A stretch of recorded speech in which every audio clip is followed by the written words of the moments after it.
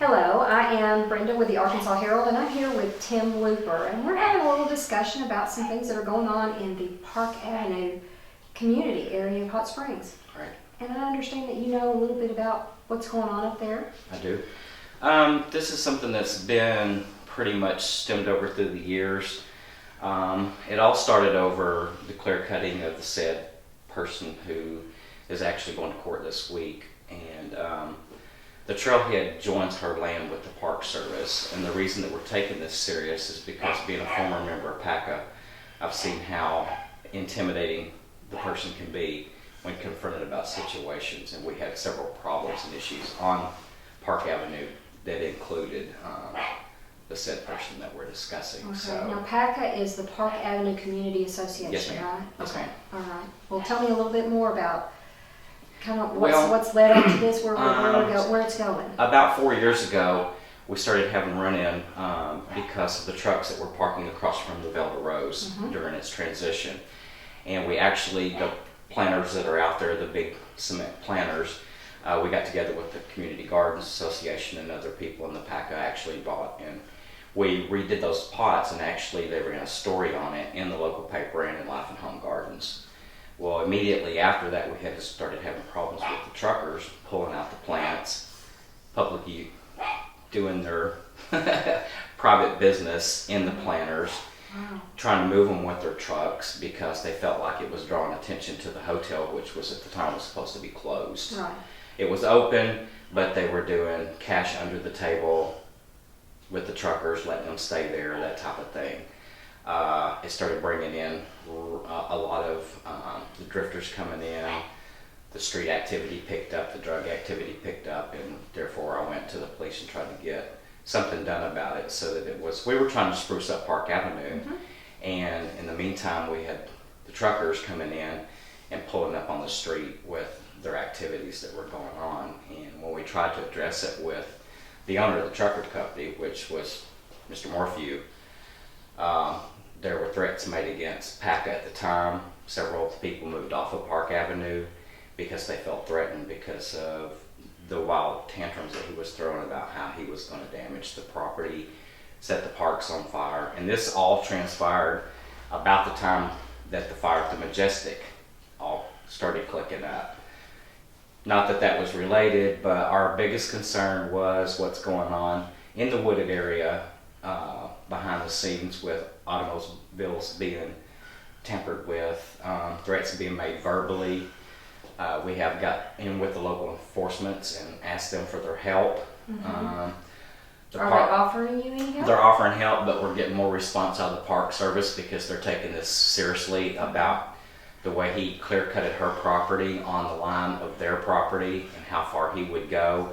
And just basically how far and how serious he is about that, making the threats that he's going to burn them down or he'll see them in court, and making outlandish remarks in public that if it was anybody else, it would be a lawsuit of defamation of character. So you think, Tim, that this all started really with the trucks being parked over there across the street, kind of a dispute over that? It was a dispute over that, and once he got singled out with the truckers parking there and everything and bringing the law enforcement watching them more, it affected the business and everything. And from what I understand, the business is closed now, and he has nothing to do with the trucking firm. But at the time, once the clear cutting started up on the mountain area, and people were the Pocket Theater folks coming out of the Pocket Theater were being harassed about their loud activities and stuff because his house is right next door.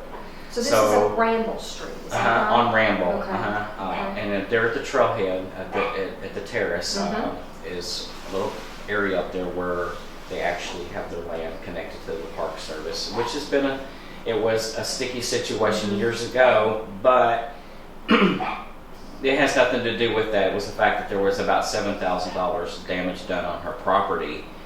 And when this alleged conversation came up with the local real estate guy in a public place, he even quoted the $7,000 and said that Mr. Ricks had confronted him about owing taxes. Well, he's a real estate agent. He's not a tax collector. So once the story got out there, it was like only one side of the story was ever told. And it was the fact that you've got this guy in a public place saying that he's going to harm someone, when in reality, behind the scenes, the person that's causing the problems is the one that's getting totally ignored. Mm-hmm. And you told me that there was, when we were talking off camera briefly, that there were some posters that were being circulated up there. So there were posters on Arbor Street and on the lower end of Ramble with a profile picture of himself that was run off on 8x10 posters and were stapled to the trees and to the... What did the poster say? The poster had his nicknames, and it had him with a big picture with a cigar in his mouth, and it said Snitch, Narc, known as Buddy, Robert, Bud, on, and it was pretty much done in such a short time frame that nobody really had a chance to do it. And the Park Service were the people who noticed these flyers and brought it to my attention, who would have done that and why. And as I was removing one near Low Key Arts, I had a lady in a black car following me with Texas tags, and she was watching every move I made. So once I had one in my hand, she immediately took all these down and went directly to his house, and we watched her hand him these flyers.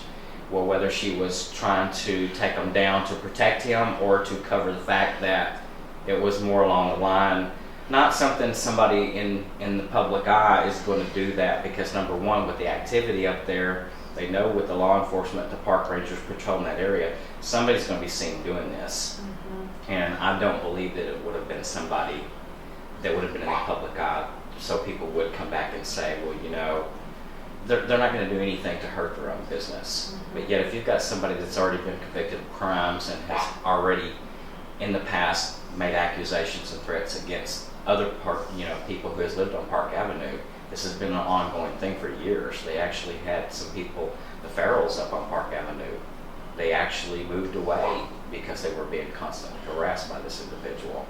So it's more not about really what happened quickly. This all escalated up from a time over a period of years. Mm-hmm.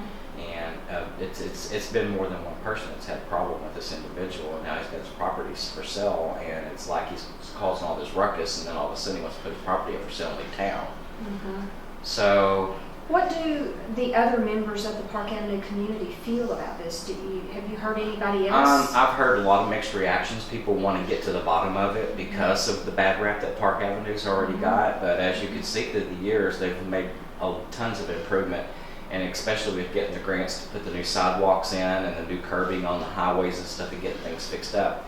The last thing that you need is to spend all those resources and then turn around and have to fight an individual who's drawing attention to something that's already in a bad state, trying to make it worse. Mm-hmm. So the majority of the people want to say something, but they personally have not had a problem with him, and a lot of it's hearsay, that type of thing. But like I said, going back through the 80s, through the 90s, it's turning into where he is singling out particular people that he don't agree with, maybe their lifestyle, their ways that they live, the means that they have. Mm-hmm. And it's kind of targeted out people that really don't have anybody around them at all times watching what's going on. And they know where they work, they're showing up at clubs that they know that they're hanging out, and it's a constant harassment. So basically, it's turned into what's best for the community in the city of Hot Springs. When you've got threats being made out there, they need to be taken seriously because it affects a lot of people on the inside skirts of town. Business could be wiped out. Mm-hmm. The federal park could lose tons and tons of forestry up there that would affect everybody. And then you've got people living on Ramble all the way around who are in the crossfire, who are literally scared because they've had to file complaints of illegal dumping that he was doing in the neighbor's yard. So this is not something that just started. This has been going an ongoing, pretty much reign of terror for these people that live in the area. So what do you think that the people can do? What's an avenue that we can take to rectify this situation? I mean, you've gone to law enforcement, you've gone to the federal authorities because of the national park being right Correct. there. Mm-hmm. You've participated in PACA, the Park Avenue Community Association. What can we do as a community or as a agency, a media agency, to help in this situation? I think to get the story out there and know that it's like anything with the media, there's always two sides, but when it comes to prominent people, it doesn't make an excuse for them, it doesn't clear them or give them the upper hand. But when you've got people who are benefiting the community and helping the community, as these three people are, and they're caught in the crossfire, we're talking community gardening, life and home magazines, we're talking, you know, contributing editors, people who are every day in the view and are actually worried about the effects of what's going to take place of all the work that we've tried to do to clean up the Park Avenue area.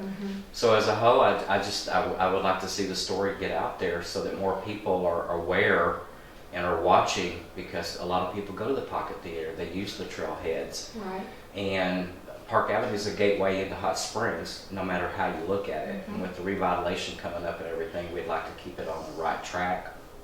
And it's kind of hard to do when you've got someone back in the background not taking you seriously, and basically just getting the story out there and letting people know that we are concerned about what's going on in the Park Avenue Ramble area. Well, this is the first step to doing that, and hopefully we'll have our listeners and our readers pipe in and give us their opinion on what we can do. Okay. Maybe they know something.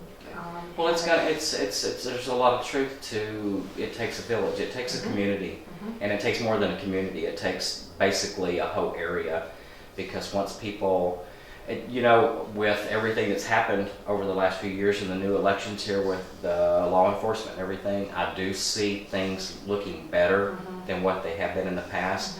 But then again, that falls back on people, because if we sit back and don't say anything, then they can't do their job.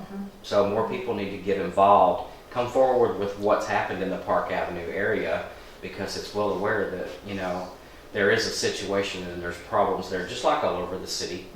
But you don't need to ignore the fact that, well, it's Park Avenue area and that's a bad area, so therefore it's not important.